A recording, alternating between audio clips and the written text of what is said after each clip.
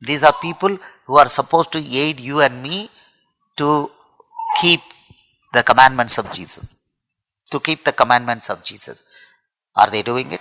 So, because they are not doing it, the entire church believes in something else. Church means marriage. The pastor will conduct marriage. Church means child dedication. Church means if we die, our body will be buried in the church cemetery. These are not in the Bible. These are not in the Bible. Church means assembling on Sunday and listening to pastor. This is not in the Bible. This is not at all in the Bible.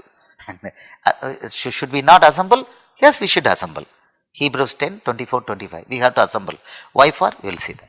And let us consider one another in order to stir up love and good works, not forsaking the assembling of ourselves together, as is the manner of some, but exhorting one another, and so much the more as you see the day approaching.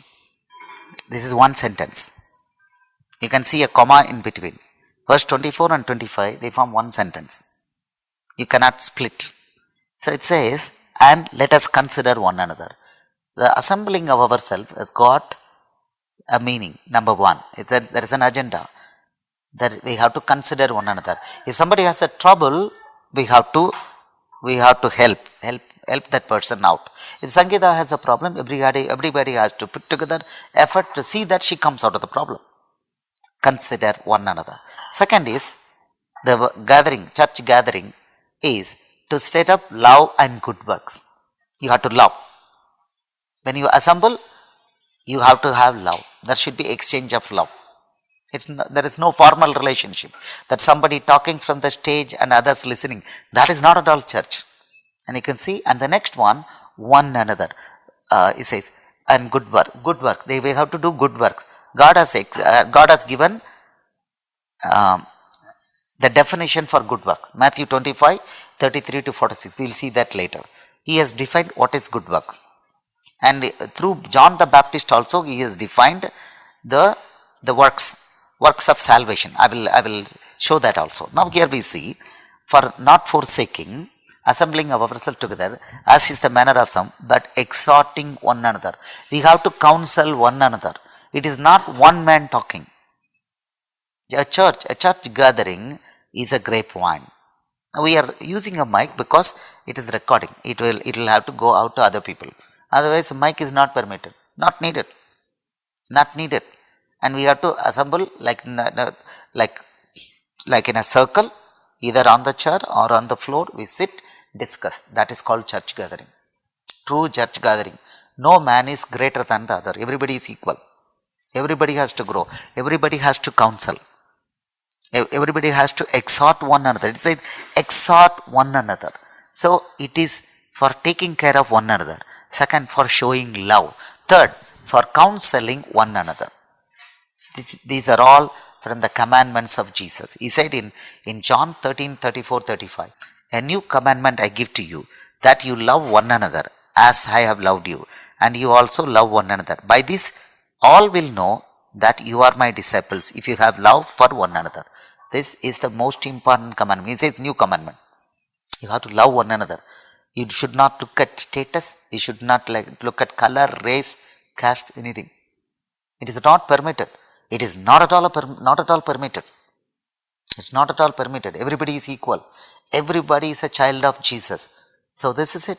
And people of different status, different financial status, different caste, different color, creed, they assemble. Maybe 10, maybe 20, they assemble. They sit as equals. And everybody does one work. In 1 Corinthians 14, 26, not 28, 26. How is it then, brethren? Whenever you come together, each of you has a psalm, has a teaching, has a tongue, has a revelation, has an interpretation. Let all things be done for edification.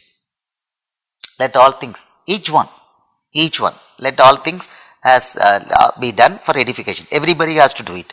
And in verse 31, he makes it very clear, everybody. For you can all prophesy one by one, that all may learn and all may be encouraged. Everybody has to do it. If you have a message, you should give. If you have a song, you sing. If you have an interpretation, revelation, you speak. Is that? But he says, one by one you do it.